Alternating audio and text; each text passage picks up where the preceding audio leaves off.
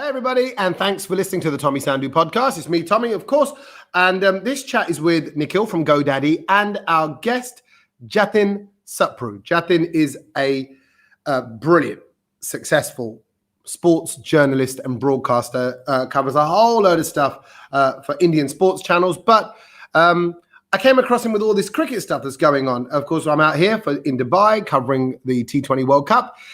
India, as of a couple of days ago, have just gone out of the World Cup. So we're touching on the Indian cricket team, and we're talking a lot about the future and what lies ahead for Team India, captaincy, Virat Kohli, which also leads us on to talk about sports and the mindset of a sports person in business and how that can really help us all make just general decisions in life to do with business or where we're going career-wise when we play sport, when we are physically fit or active or doing stuff. So there's a whole load of stuff here that I think goes way beyond sport. So if you're listening to this introduction, you're going, oh, but I'm not into sport. Please press play, continue listening to it, because I think there's really something quite useful in this for everyone. So enjoy our chat with Nikhil from GoDaddy and the brilliant journalist that is Mr. Jatin Sapru. What's up, Nikhil? I feel the need to be more jacked up and pumped because we got a sports broadcaster. I feel like, yeah, man, we got Jatin on, man. How are you, Jat? You okay? You're right. I'm good, Tommy. Good to see you. Hi, Nikhil. Hey. I've been pumped up for the last 15 days, hoping for a miracle, hoping that we still have Team India in the semi-final. But, oh well, it's sport. Okay. Life goes on. Right. But then I feel like, like a child at Christmas, I need to manage your expectations now, because you were expecting the big shiny bike to be underneath the wrapping paper, underneath the tree. But when you opened it, it was a pair of socks. So are you all right? Are you all right with your present? Yeah, well, it's still Christmas, right? Okay. For somebody else. There is still a roast on the table. Now, this is what happens. I mean, you start off your career as purely a fan, and then you gradually upgrade yourself a little bit to enjoy the game more and just sort of measure the sentiments and put things into perspective. Because if we start showing our disappointment on screen, just imagine how the furor would be of the fans. So, I mean, you can't just fuel that sentiment. You've got to balance it out. And you come to realize, man, it's sport. World Cups will come. I mean, disappointing how we played, but it goes on. So, okay, is that you managing your expectations, or is that you like, you know what, I've had my heart broken too many times and now I'm just getting used to it. So I'm like, it's okay. It's like dating. I'm not going to, expect everyone to be the love of my life. Some of these are not going to work out. I mean, yeah, if dating is a benchmark, it took me about 7 attempts to finally win my trophy. So. Okay. Well, you go. Look, you're looking through love. Hey, but Nikhil will tell us. Even in life, in business, in all aspects, we have to manage what we want out of situations, and it can be easy to kind of get giddy and excited about how things are going to go. But India fans get so giddy. I mean, there is such a India Jeetega. I mean, I'm there with the fans. I'm there in the stadium, and I'm like, you're very sure you're going to win from the absolute offset. Is that naivety? What is that? Well, I think it's something that comes along with fans being so passionate. It comes along with the team usually being at the top of their game. And it's not unfair on the fans to walk into a big tournament with that sort of an expectation from a team which has been brilliant over many, many years. But that's just where an event like the World Cup just puts the sport into perspective. And what happens is when you're just following your own team, sometimes you don't realize the progress which is being made by other teams. So you've got a slightly myopic view when you think, oh, it's our boys. We've seen all the games and they're playing so well. But there are teams who are gradually becoming very good too. And then it just comes down to on the day. Yeah, it definitely does. And how are you on this day? You know what? In fact, that's right. As a journalist, you have to talk to other people all the time and ask them how they're doing. How's their form doing? Jatin, this is your time, mate. How are you doing? Are you okay? Very well. Got my morning vitamins. I have a day off, which is just my, just the second day off I've had throughout this tournament. So it's an off day. There is some volleyball, which is going on. We've got some other games to look forward to. So It's the only day that I get to zone out of cricket a bit. But then there you are, Tommy. You've got me. Sorry. We and actually, we won't talk cricket all the time because really the whole point we're here with Nikhil and GoDaddy is to kind of broaden it out, I suppose, beyond cricket and into a bit of life and just try and give people, I suppose, listening there's some sort of little nuggets into kind of what the world's like, what the working world's like. But the reason why I'm so particularly fascinated by sports mindsets, and you'll be as well, is because there's so much that is relevant about how a sports person approaches their game that can apply to everybody. I mean, you look sporty. Obviously, what have you been sporty all your life? Yeah. Sports actually was the first thing that put me a little into shape as well. Yeah. So in school, I used to participate in javelin and discus and shot put at the start because I was a heavy kid. And then eventually through cricket and football, I started getting a little bit in shape and then I'm not going to repeat it, crazy cricket fan, football during an off time or when it was raining. And then just like any Indian dreaming of playing, and then kid bags got locked up, put back into science. Come on, you've got to be an engineer first. There wasn't any IPL then. So it's the same story. No point repeating it. There are so many out there. Do you mind me saying, I mean, I was a big kid. I used to hate it, bro. I mean, I was a fat kid, right? I was that kid. My mum made some awesome, she still does, awesome aloo wale paronte, and I think I ate the family share of them all my life. I loved butter. I loved all that thing. It was a typical Punjabi diet.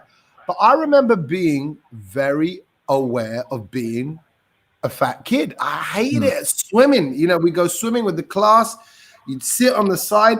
The guys would tease you. I'm laughing now because you have to laugh because the guys go, "Oh, look, Tommy's got boobs. I've got boobs." It'd be horrible. But and I think that's why I am the way I am personality-wise. And I did drama and performing arts because I was doing stuff to kind of compensate for it, I suppose, and to kind of have a bit of fight back with my mouth and my chat and my humor or something like that. Were you aware that you were a big kid, or was it not? Was it not a problem? No, I mean, we do have a word for it now, right? And I'm so glad the world's becoming a bit aware. It's called body shaming, as they call it. And I'm glad it's being discussed now because you don't know what actually dents your confidence. And while it's your core group and they say, "Oh, we're just calling you Motu, yaar. It's for fun. It's a term of endearment." But it might not be for someone. And it just settles in your head. And you're just conscious about who you are, how you feel, what you do. And I think we got a very similar picture. Then you start getting fitter, and this is how I compensated. I was a very shy kid. I'd hate to even go up on the stage or just even recite the verse from the Bible in the morning assembly. And then eventually, when I started getting fitter, I found my confidence. I got into theater. I got into public speaking, debating. But it does come when you're not worried about, oh, what are they thinking about how I look? So I'm just so glad. And I hope that more and more young people start talking about it, that it's not okay. Just stereotyping someone purely on the basis of how they look can have a much longer lasting impact. So yeah, it was terrible. But then, okay, here's the kind of complex thing I have in my head, and I don't have the answer to this, and I don't know I don't know what the outcome of this is. Is we're still kind of, even though in what you've just said there, we're still kind of saying, oh, you only found your confidence when you became slimmer, fitter. But therefore, are we still sort of saying in life that, hey, slimness and fitness leads to confidence? Correct. And I don't know if that is the answer. You kind of want everyone to kind of go, look, just be you and be cool and be happy and don't worry about what the outside world thinks. But equally, because I love fitness, like I'll be honest, I've got my gym shorts on now. I put this t-shirt on because I didn't want to be in a vest because I have to go work out. If I don't get it in, it's like the day's not right. But I kind of want to tell people that, but without throwing it down their neck. You must find that because you love all sport.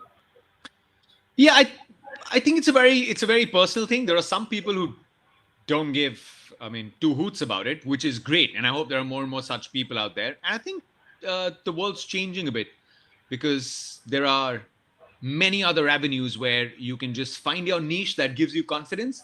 There weren't as many, say in the 90s when we were growing up, very limited options of what you were doing. You were either on the field and, people just weren't very sensitive.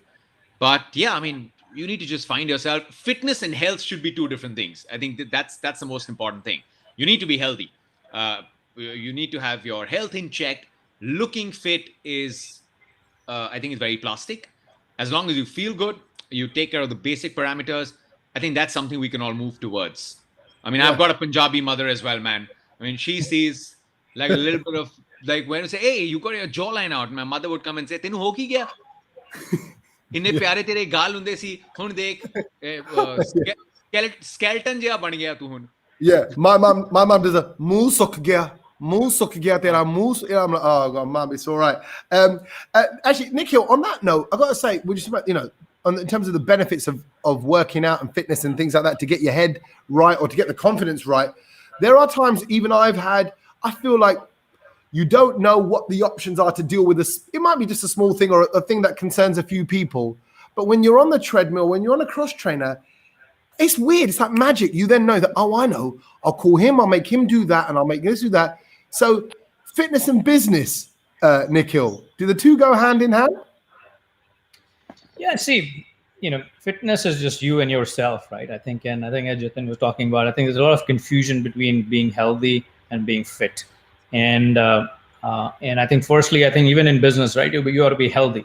And healthy is all about, if you look at business, right, how do you run business? What are the metrics to measure, right, of a good business? And how do you get to those metrics? Same thing on your health, right? Because if you're mentally, and in fact, I believe, health is 70% mental. It's only 30% physical, right? Because when you do the thing you're talking about on a treadmill, right, it's all that your mind suddenly opens up. Your mind suddenly gets like, like a 10-shot booster of energy. And you say, yeah, I can do it. And I think a lot of people just correlate fitness to just like, just looking good, six pack, and these are my size of the muscles. And, that's dead on arrival after some time. So I think business and health, especially your physical and mental, are very closely correlated. I just, in fact, Tommy, I'll just add this because I think when you're giving importance to your health, right, you probably just make better choices. I mean, I know a lot of very successful people just drown themselves so much into getting their work right. But if you're equally concerned about your health, then you'll get that work-life balance. And that's something then percolates into your entire ecosystem. You'd want good companies to encourage people to be very good at work, but also take some time out for themselves to get their health in order. And then that transforms into feeling fresh, coming to work with new ideas. So just being very successful at work, a lot of people would say, I have no time, right? I mean, Nikhil would probably know if he's getting that balance right, he'd want his employees to do that. So then you don't have people who are just immersed in work. They're not giving themselves time. So that's mental fitness, your health. And at the end of the day, eventually, you're not going to be as productive. Something will hit you. So I think you'd probably just get everything, the whole ecosystem do so much better if you have those priority boxes. No, yeah, I definitely agree. But also, I was just thinking about the physical presence of someone in a room or in a meeting. I think it does make a difference. Maybe we are superficial. Maybe we subconsciously read these things in our kind of animal state that we look at a physically fit being. If we're doing business with someone, when if a big tall bloke walks in a good suit or a power dress woman, as they call it, power dressing, and she looks the part. She looks like she's physically fit, on it, smart. You change your way towards that person. So that physical presence, like I say, it doesn't even have to come from the kind of shape you are. You can even tell if I see a big kind of rugby bloke, he might be what you can determine as being fat or overweight or anything like that. But he can handle himself. He plays a bit of sport. He's got a bit of game. He's got some shoulders on him. That has a presence in the business world, Nikhil. Surely. Yeah, I think whether somebody, I think it shows up in their and their mental energy when they walk in, right? And I think if you think of good leaders who conduct themselves, who encourage people, motivate people, bring them along, right? That's the number one thing they carry with themselves, right? That energy on the face. And energy is not like, it doesn't need to be like somebody's very overly expressive, but it just shows up, right? And like, for example, at our company, right, we have always created this avenue of bringing in fitness and health into the employee's life versus telling employees to go and get it out there, right? Because a lot of time, as Jatin was also talking about, it is people think they don't have time, and then it just becomes your third, fourth priority. And what we have done is we've brought it into their life, right? I mean, it's okay to take 2 hours off work and do what you like, whether it's headspace or whether it's meditation or whether it's yoga or whether you go on to run a marathon, right? It's okay. And the minute you open that avenues for employees, and especially as leaders, you say, like I tell people, hey, sometime I'm going to skip meetings because this is my workout time, and it's okay. And if you want to do that, please do that. Let me know, and we'll find another time to have a meeting. And when the leaders lead by example, everybody gets very confident, and they really follow and pursue what their passion is about, health and fitness.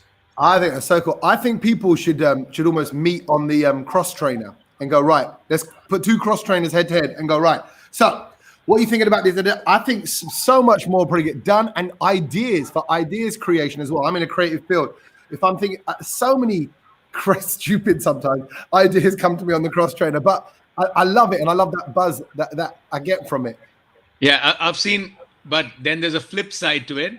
You come down to India, you go to a public park at 6:30 in the morning, you'll have 2 middle-aged or old men with no cross trainer just doing the motion, and the ideas they exchange are usually not that constructive.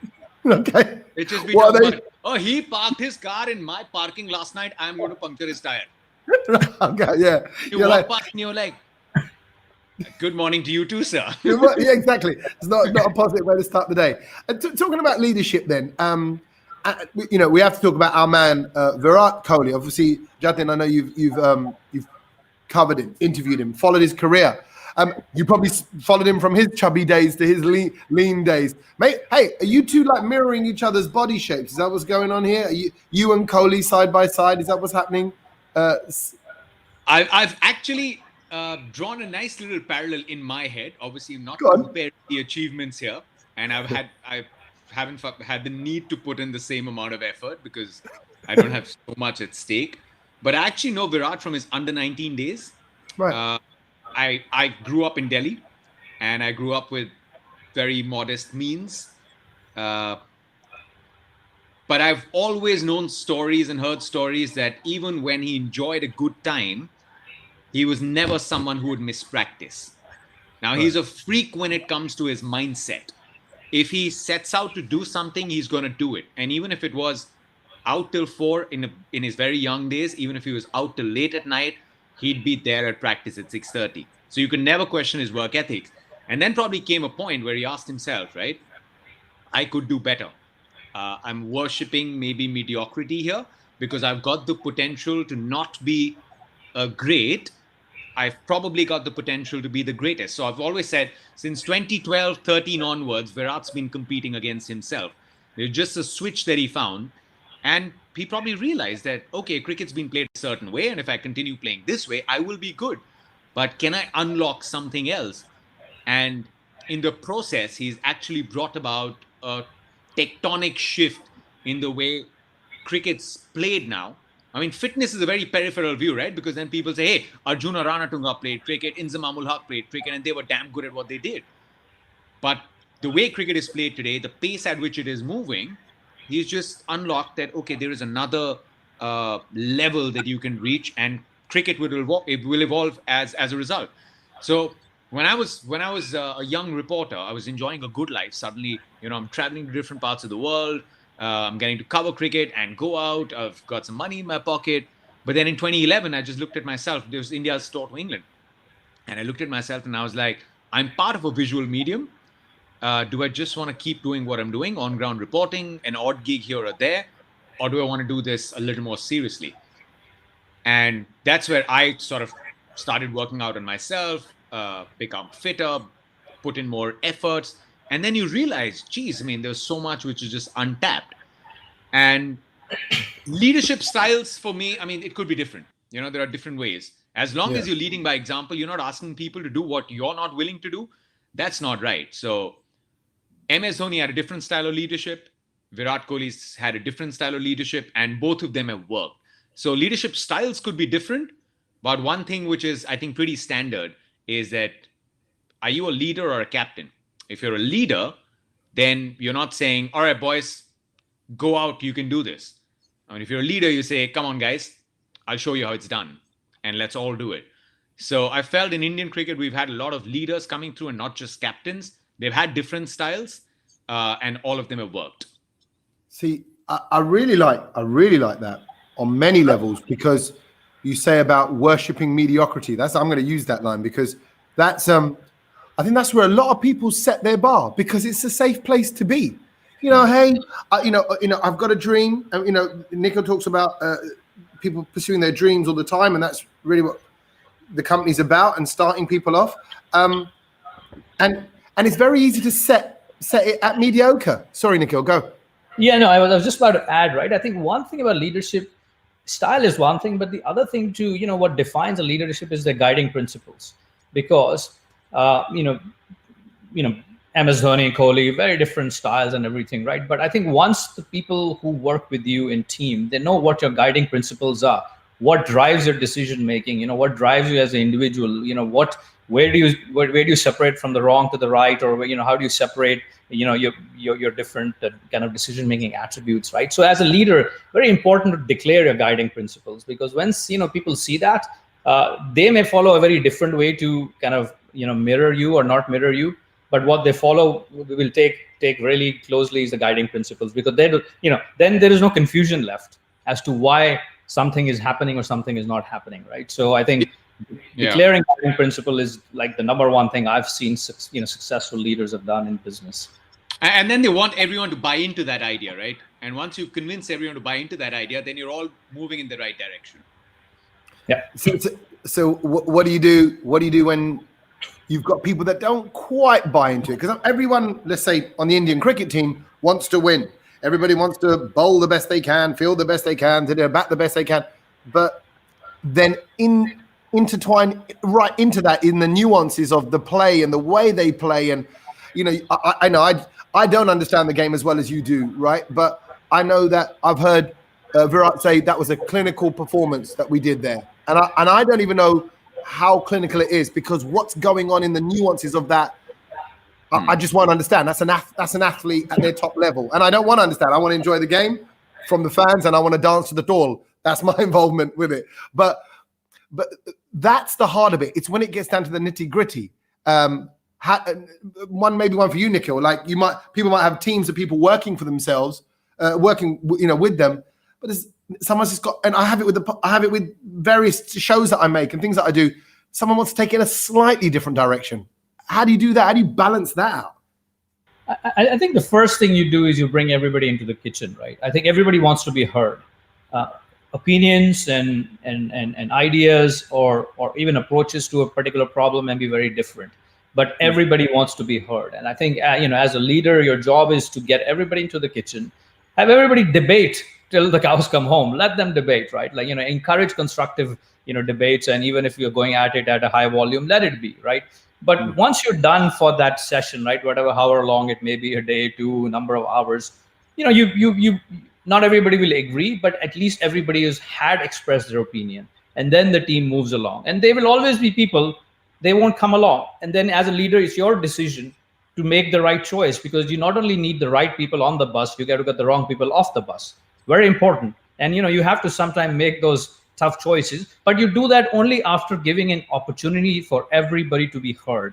And employees or teammates who are matured enough will at some point recognize that, I may think it differently, but I understand where this whole thing is going, and I'm going to just move on with it, right, in that sense. So I think having everybody in the kitchen, getting the right people on the bus, and if they are not the right people on the bus, you need to make tough choices. So are we cooking on the bus? Is that what we're doing, Nikhil? I'm just confused here. What are we doing? You always bring back food. We're going to get into the food discussion. Is there a little mini bar as well? Yeah, I should hope so. Little drinks trolley just coming down. I'm going to give you a cricketing example. Please. The great Kapil Dev once told me, sometimes when you're a gifted once-in-a-generation player, you also very quickly need to realize that not everyone is going to match your levels, right? So Virat Kohli, his aggression, what drives him, is not going to work for Pujara. A Pujara will never be a Kohli. But if they want to move in the right direction, instead of Kohli wanting Pujara to get to his level, sometimes you have to take a step down to get to the other levels. So, like Nikhil just said, is he the right person on your bus? You have to take that call. Yes, Pujara is very important for me, right? He brings some skill sets which are not dispensable at all. I need them if I want to be number one. But then what you tell Pujara is not, okay, I'm doing 19.1 on the yo-yo test. When I see you next season, you've got to sprint like me. No, what you need to do is set a benchmark which drives him to work on his fitness, but then say, just become the best version of yourself. I don't want you diving around at point, but I want you fit enough to be able to play 2 days, bat 2 days. So there are some non-negotiables, but then you also have to look at, I need this chap on my team. I don't want him to slack. I don't want him to let me down. So let me give him an achievable goal, which sort of works and blends with us, but also helps me retain someone who's probably not going to match my levels. But that's not fair. That's not. I tell you why that's not fair in my mind for that individual, for the Kohli or for the great person. They have a steely focus. Clearly, they're born with something that says, I need to be great. I'm Muhammad Ali, I'm Maradona, I'm Pele, I'm who in whatever field. It's not fair for them to have to go, have the awareness to go, I'm going to step down and take on board these people, because that's a different kind of person. I always say, I know people who are surgeons, orthodontists, and in the nicest possible way, because they'll probably be listening, they're selfish people. I mean, they're focused people because they have to have studied for 6 degrees to get to where they get to. And so their awareness radar of others, sometimes isn't as broad. And therefore, is it not unfair for these captains to be leaders? Because you're saying, actually, you shouldn't have to do that. You should just have to kind of go, you got to be Kohli, and don't worry, somebody else will take care of Pujara being Pujara and Bunt being Bunt and anybody else. Yes and no. I mean, these examples are people who are in individual professions. True. A captain needs to realize, and this is the old saying, right? Players are going to win you matches. It's the team that will win you championships. So it's not him stepping down from his steely resolve. It's him finding out what gets this guy going. Pujara's resolve is probably as steely as anybody on planet Earth.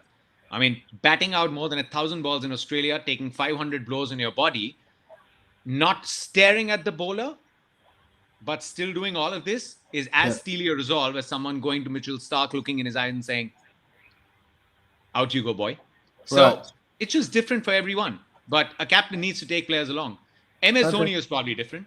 I mean, MS had Virat, and it's not that he didn't have a steely resolve. He just wouldn't show it. So everyone's way of expressing their resolve is different. But as long as you have the resolve and you've bought into the philosophy that we're going to play cricket to win, we're going to play cricket a certain way. And I think cricket, and especially Test cricket, since we're talking about Pujara here, Test cricket needs as much of Pujara as much as it needs a Rishabh Pant. There is a place for everyone if you are to win a Test match. Yeah. And Tommy, I think also, 2 things, right? One is, the captain, the leader's job is, right, you could be a team of superstars, or you could be a superstar team. I think I've shared that with you before, right? And that's the job of a captain or a leader, that you want to create a superstar team, not a team of superstar, because then you're individuals in a team versus a superstar team, you're performing, as one unit. And secondly, I think, greatness lies in everybody. A leader's job is to unlock that greatness. You don't need to create greatness in people, because everybody's born with different type of greatness, right? Pujara example or Kohli example, very different type of greatness. But a leader will be able to unpack you, and that's as simple as it gets for a leader. Yeah. Okay, coming back to you, Jatin, to kind of, we talk about a team's identity, your identity. Here you are. I was just thinking about you as a broadcaster and listening to you talk now. It's our first chat together. I'm like, you could be a broadcaster on any channel in any country, particularly now in the world. But when you read a bio on Jatin, it says Indian sports journalist. How do you feel about that? Are those days numbered? You're not an Indian sports journalist. You're a sports journalist. I am, but if I have to look at the audiences and purely numbers, I could probably work in 5 countries and not have the same number of viewers as I have on a single Hindi channel in India, right? Okay. So, I mean, have you? I would. Yeah, you've chosen that then. Yeah. So, the amount of years, the number of years that I've put in here, because this is where the opportunity came up, and I think I've just reached a certain point where I wouldn't want to be. So my wife she's English. She's half English. She's born here, but she's a UK citizen. And there are quite a few times where she said, hey, why don't we think of you probably, trying to get some gigs abroad and everything. And I'm like, but why would anyone make me their main face when I'm not known there to begin with? And I'll probably just be covering the Indian cricket bits to begin with. So I'm enjoying the sort of prominence that I get here. It is the biggest market that you'd want to be a sports broadcaster in. And eventually, at some point, I would like to branch out and do more sports, more global broadcast. Like 2012, I was there for the London Olympics, and I swear I have not enjoyed an event more than that. Wow. I have done quite a few World Cups, but the Olympics was just, wow, this is what a world event really is. Because let's be honest, a Cricket World Cup is 10 teams, out of which 8 play very well. But when you just realize what a real global event is, and and I think it works to my advantage that I can do Hindi and I can do English, but I'm okay with that. I don't think it restricts me by being called an Indian sports journalist. I've been very happy in this space. We've reinvented the space. Hindi cricket used to be just an add-on feed many, many years ago, but Star Sports has come in and they just realized, why shouldn't people be watching their sport in their language? Yeah. So they really put in an effort, and we've seen how Hindi has grown. And now we've got 7 regional channels, which are equally appreciated in their regions. And I think the dynamics are changing. Yeah. Clearly, and Tommy, just one thing, with Jatin, I mean, he may not know, right? But he may not have thought of it, but he's known a lot outside India too. And that's the power of digitization and technology now. And probably when he started, I'm sure, he was looking at India as his, like as anybody does. But there are people in the US, there are people in UK, Australia, Canada, right? And that's really the power of technology, that you are actually become a global guy now. I think you don't know it, Jatin, but I'm telling you, I've heard people talk about you. So, guys, you have my number now. You know where to call me for all the gigs. I mean, could it be then? We hear Hindi Punjabi Formula One commentary being done. Is that? Are you going to kind of create? Sick. That'd be sick, right? How would that sound, Jatin? How would it sound?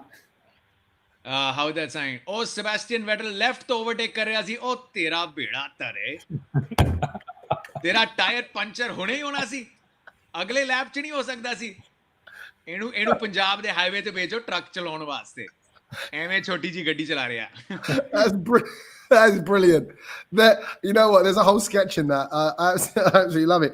But just on a quick business one, I'll tell you what I was going to say is you clearly, what's so great, Jatin, and I don't know if it's because it's your sports mindset or the way you work, and you've got that clarity in your thought. I'm often like, I don't know. Maybe we could do this. Maybe we could do that.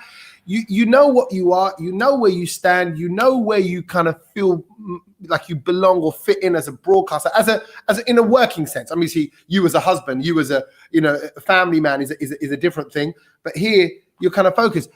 It's important to get that kind of right. Or does that just come from a little feeling within, Nikhil, as a business sense, to kind of go, this is my business, this is what I am as a product, or my company is, or my thing that I'm giving the world, and this is where it's best? Because like you said, Jatin could go international, but more, or he could try and push himself in other markets, but he's going, no, I get enough here. I get a lot of people here. I'm good. Yeah, I know. I think, the thing is, when you start off or when you're doing anything, right? And Jatin, I would define as an entrepreneur, right? He's a freelance entrepreneur who's created his own brand. I don't think you define where you want to be as a brand, right? You let the world decide. You do what you get, good at. And that's what he does, right? And let the audience decide, right? So a lot of times, even in business, people say, I'm going to identify my target customer segment. And I am a big believer that's not the right approach. People say, let me do some market research and find out, right? People say something and do something, right? The say-do ratio of people is very different all over the world. So the best thing is you find your own strength, what you are, and just put yourself out there and let the audience find you, who will really, embrace you, and then what works for you and where you're going to go, right? So you may think I'm just local. my God, the world may like you globally, right? In that sense. So I think we sometimes box ourselves in, as when you start our journey to say, no, I'm only for 20 to 30 years old, right? I'm only for the 40 to 50-year-old. No, you could cross, most of the successful companies actually started with a product thinking it's solving one problem, and it ended up solving something very different, right? Classic example there. Yeah. Well, I'm glad we found you, Jatin Sapru and Nikhil. Thank you. Honestly, I mean that. This has been a really great chat, and I didn't know how much we were talking about cricket or other stuff, but actually there's loads to this, and I'd love to have you back on again and kind of catch up again and just have this kind of chat. Is there enough of this going on in kind of these kind of conversations, I suppose, in broadcasting? Do you feel, Jatin? I think there's a lot of open conversations that need to be happening, and sometimes, you have to sort of stick to certain questions. Do you feel free to talk about the things that you want to talk about in sport?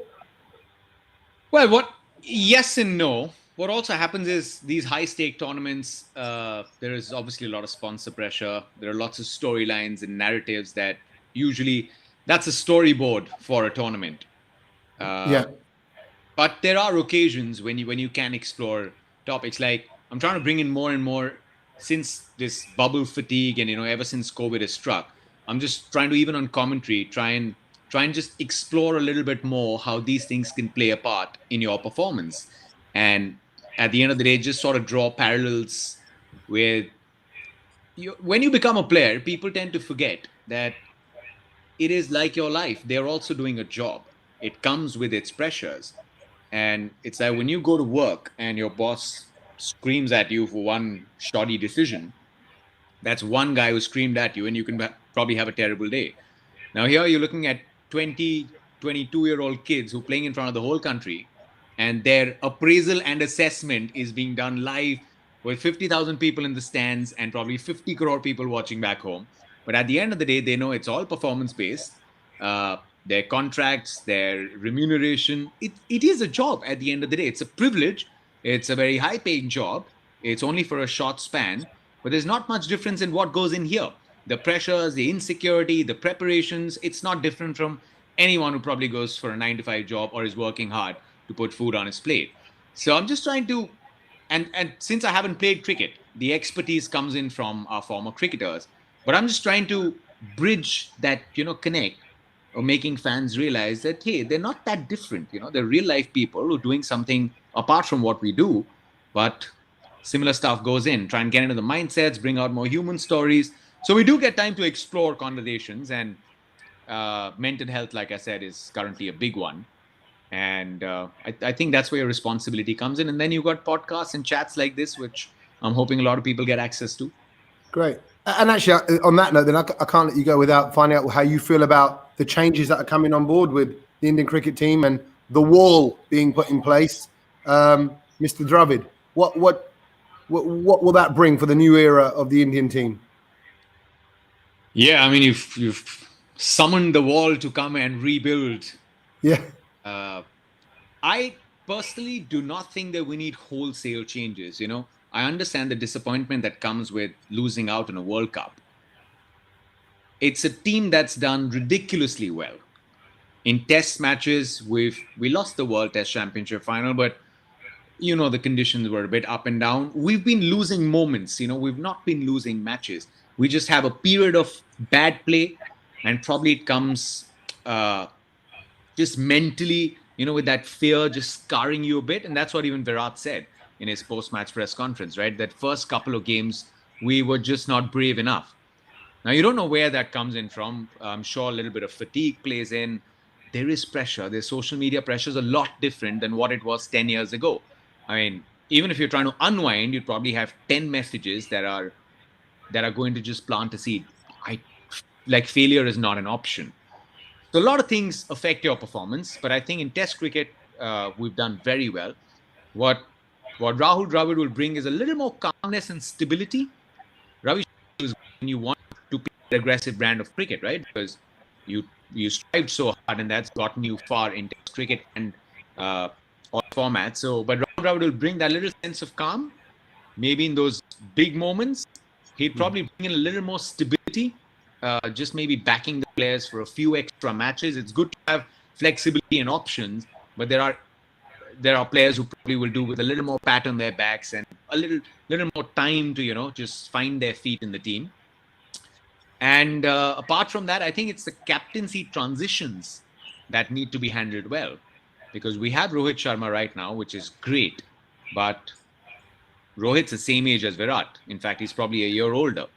So we have to sort of earmark someone. It's not this captaincy transition, but in 2 years from now, when it's not Virat or Rohit, who is it next? And you've got to lay down the foundation for that in these next 2 years. So these are just some of the changes that they'll have to bring about. And yeah, T20, we've got to change our template. And I think a coach's tenure should anyways be about 5 years. Because when you're just with the main team, you actually sometimes don't look at it from the outside, what's happening, how maybe the game is moving, and what are some of the other formulas. So in about 5 years, someone who's been actively looking around should come in with fresh ideas. So 4 to 5 year period is good. Rahul Dravid has been actively involved doing it. Saurav Ganguly is the BCCI president. For all you know, VVS Lakshman will take over the NCA. So you've got a great assembly line. So all ideas could work in sync. And I think it'll only take us to better places. So win trophies, find your next captain, and just a little more stability. Awesome. Topless? Will you go topless when you play volleyball? In just a moment. I wish. Okay, fine. I didn't know if the small little shorts, are you Speedos or are you trunks? What are you going for? The shortest possible shorts. That's my boy. I'll just have don't get excited. I am not too playing late. Volleyball. I'm playing in the hotel lawn with about 120 to 30 men out there who are enjoying their day. Hey, no wonder you're talking to me for so long. You get out there and you entertain those men. Jatin, thank you so much for your time. Nikhil, as always, really appreciate your time there, gentlemen. Thank you so much. Have a great day. Thank you. Thank you, guys. Hey, before you go, have you hit subscribe to the podcast yet? Have you done that? You should. Have you also started following the Tommy Sandhu podcast on social media? That's on Instagram, on Twitter, and on Facebook as well. Do it! Do it. Because then, when those annoying little notifications pop up with the random stuff that you've agreed to let into your life. Okay, delete those. Let some Tommy Sandhu joy in. I'm going to be talking to the good people. I'm going to be having some fun chats. Why not have those on a daily basis and get the notifications as well? All you got to do is hit subscribe and like and follow. And it's free. It's free. It's our favorite word. Asians love free. Say it. It's free. Oh, it feels good. Go on, do it now.